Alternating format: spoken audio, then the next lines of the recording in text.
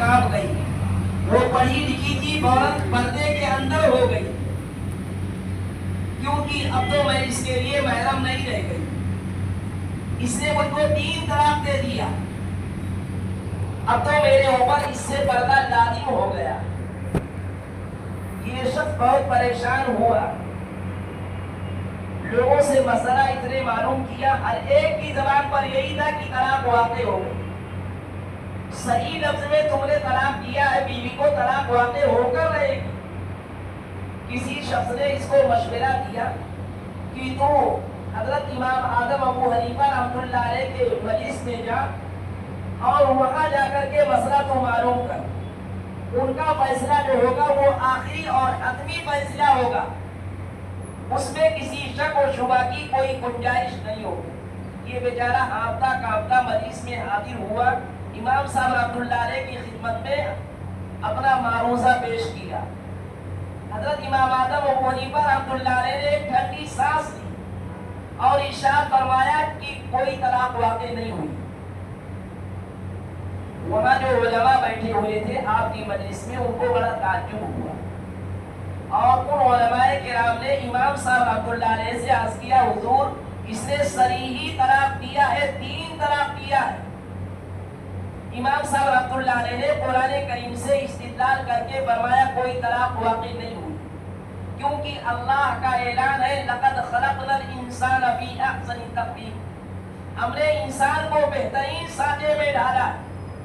اللہ پاک نے سارے انسان کو 1 نمبر پر رکھا ہے, دوسری مخلوقات کو 2 نمبر پر رکھا ہے. اور اس نے اپنی بیوی کو خطاب کر کے یہی تو کہا تھا کہ اگر تو چاند سے زیادہ حسین و جمیل نہ ہو تو تجھ کو 3 طلاق. اللہ پاک نے چاند کو دوسرے نمبر پر رکھا ہے, انسان کو اللہ نے 1 نمبر پر رکھا ہے, طلاق واقع نہیں ہوئی. اس کے ساتھ ساتھ امام صاحب رحمۃ اللہ علیہ نے حدیث سے بھی دوسری دلیل پیش کر دیا. فرمایا ایک مرتبہ حضرت ابو ہریرہ رضی اللہ تعالیٰ عنہ حضور کی مجلس میں تشریف فرما تھے. 14ویں رات کا چاند نمودار تھا. حضرت ابو ہریرہ رضی اللہ تعالیٰ عنہ کی نظر کبھی 14ویں رات کی چاند کے اوپر پڑتی تھی تو کبھی آقا دو عالم جناب محمد رسول اللہ صلی اللہ علیہ وسلم کے چہرے انور پر پڑتی. حضرت ابو ہریرہ رضی اللہ تعالیٰ عنہ فرماتے ہیں میں یہ فیصلہ نہیں کر پا رہا تھا کہ چاند میں زیادہ حسن و جمال ہے یا آقا دو عالم جناب محمد رسول اللہ صلی اللہ علیہ وسلم کے چہرے انور میں زیادہ حسن و جمال ہے. پھر آخر میں نے یہ فیصلہ کیا کہ اللہ کے رسول کے چہرے انور میں جو حسن و جمال ہے وہ چاند میں حسن و جمال نہیں. اور دلیل اس کی یہ ہے کہ جب میں چاند کو دیکھتا تھا, چاند کے اوپر میری نظر پڑتی تھی تو تھوڑی دیر کے بعد میری نظر ہٹ جاتی تھی چاند سے, اور لیکن اللہ کے رسول کے چہرے انور پر جب میری نظر پڑتی تھی تو میری نظر آقا دو عالم جناب محمد رسول اللہ صلی اللہ علیہ وسلم کے چہرے انور کے اوپر جم جاتی تھی. اس سے میں نے فیصلہ کیا کہ اللہ پاک نے آپ کے چہرے انور میں جو حسن و جمال عطا فرمایا ہے وہ چاند میں حسن و جمال نہیں ہے. اس طرح امام صاحب رحمۃ اللہ علیہ نے 2 دلیلیں پیش کی, ایک قرآن سے اور ایک حدیث سے پیش کیا کہ انسان تمام مخلوقات میں سب سے اعلیٰ اور اشرف ہے. انسان پہلے نمبر پر ہے, ساری مخلوقات دوسرے نمبر پر پائی جاتی ہے.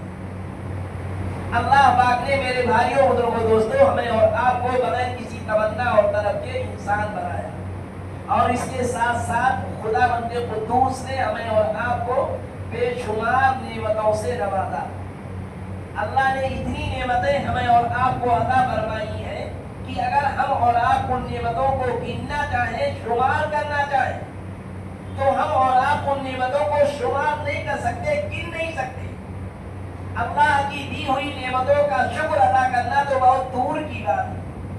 اللہ پاک نے جتنی نعمتوں سے ہمیں نوازا ہے ان کو ہم شمار کرنا چاہیں, ان کو گننا چاہیں تو ہم ان کو شمار نہیں کر سکتے, گن نہیں سکتے. وَإِن تَعُدُّوا نِعْمَتَ اللَّهِ لَا تُحْصُوهَا.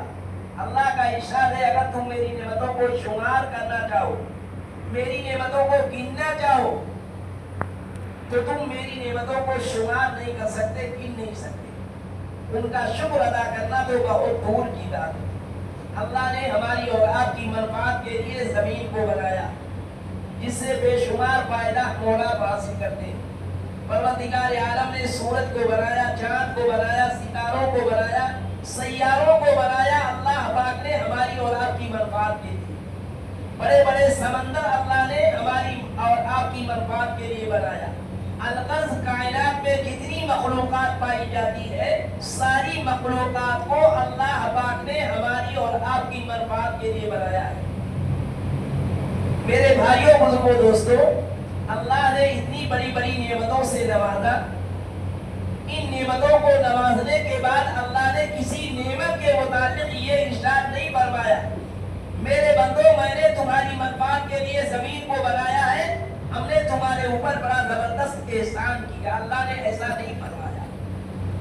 اللہ نے یہ نہیں کہا کہ میں نے تمہاری منفعت کے لیے سورج کو بنایا ہے، چاند کو بنایا ہے، ستاروں اور سیاروں کو بنایا ہے، سمندر کو بنایا ہے، دریاؤں کو بنایا ہے، سب تمہاری منفعت کے لیے ہم نے بنایا ہے، بنا کر کے ہم نے تمہارے اوپر احسان فرمایا۔ ایسا میرے بھائیوں اللہ نے نہیں فرمایا۔ ایک نعمت ایسی ہے کہ جس کو دے کر اللہ نے ایمان والوں پر احسان جتلایا۔ اب ہم اور آپ غور کریں، سوچیں کہ وہ کتنی بڑی نعمت ہوگی کہ جس کو دے کر اللہ نے احسان جتلایا۔ ساری نعمتوں کو دے کر کے اللہ نے احسان نہیں جتلایا۔ ایک نعمت ایسی ہے کہ جس کو دے کر اللہ نے ایمان والوں پر احسان جتلایا۔ ارشاد فرمایا لقد من اللہ علی المؤمنین اذ بعث فیہم رسولا، میں نے تمہارے درمیان اپنے محبوب صلی اللہ علیہ وسلم کو بھیج کر ہم نے تمہارے اوپر بڑا زبردست احسان فرمایا۔ کیونکہ اگر آقا دو عالم جناب محمد رسول اللہ صلی اللہ علیہ وسلم اس کائنات میں تشریف نہ لاتے، میرے بھائیوں بزرگوں دوستوں، ہمیں ایمان کی دولت حاصل نہ ہوتی، ہمیں قرآن کی دولت حاصل نہ ہوتی، ہم شریعت کے احکام سے واقف نہ ہوتے۔ یہ اللہ کے رسول کا ہم پر بڑا زبردست احسان ہے۔ اللہ پاک نے اپنے محبوب صلی اللہ علیہ وسلم کو اس کائنات میں مبعوث فرما کر ہم انسانوں پر یعنی ہم ایمان والوں پر اللہ نے بڑا زبردست احسان فرمایا۔ اللہ تبارک تعالیٰ نے دو انمول موتی، اللہ نے دو انمول ہیرا ہمیں اور آپ کو ایسا عطا فرمایا ہے جس کا کوئی جواب نہیں، جس کا کوئی مثال نہیں۔ اللہ نے ہمیں اور آپ کو کتاب ایسی عطا فرمائی جس کو قرآن کہا جاتا ہے، جو لا مثال ہے، لا جواب ہے۔ آج تک قرآن کریم کا کوئی مثل نہیں پیش کر سکا، قرآن کریم کا کوئی جواب نہیں لا سکا۔ تو اللہ نے اپنے قدرت کے خزانے سے ہمیں اور آپ کو ایسی کتاب عطا فرمائی جو لا جواب ہے، لا مثال ہے۔ ایسے ہی ایک دوسرا ہیرا ہمیں اور آپ کو عطا فرمایا، یعنی آقا دو عالم جناب محمد رسول اللہ صلی اللہ علیہ وسلم کی امت میں اللہ نے ہمیں اور آپ کو پیدا فرمایا، رسول ایسا عطا فرمایا جو سارے رسولوں میں سب سے ممتاز، ایسا رسول جو لا جواب ہے، لا مثال ہے۔ محمد صلی اللہ علیہ وسلم کے ٹکر کا کوئی رسول آج تک اس کائنات میں نہیں آیا۔ اللہ نے ہمیں اور آپ کو ایسا انمول ہیرا عطا فرمایا۔ اسی لیے حضرت جبریل علیہ السلام نے ارشاد فرمایا کہ ہلاک و برباد ہو جائے وہ شخص کہ جس کے سامنے آپ کا نام نامی اسم گرامی آئے اور وہ آپ کے اوپر کم از کم چھوٹا درود نہ پڑھے، ایسا شخص ہلاک و برباد ہو جائے۔ حضور اکرم صلی اللہ علیہ وسلم نے حضرت جبریل علیہ السلام کی اس تیسری بددعا پر آمین فرمایا۔ اللہ ہمیں اور آپ کو اپنے پیارے حبیب پر خوب کثرت سے درود شریف پڑھنے کی توفیق نصیب فرمائے۔ باقی باتیں کل آپ کے سامنے عرض کی جائیں گی۔ اللہ ہم سب کو کہنے سننے کے ساتھ عمل کی توفیق نصیب فرمائے۔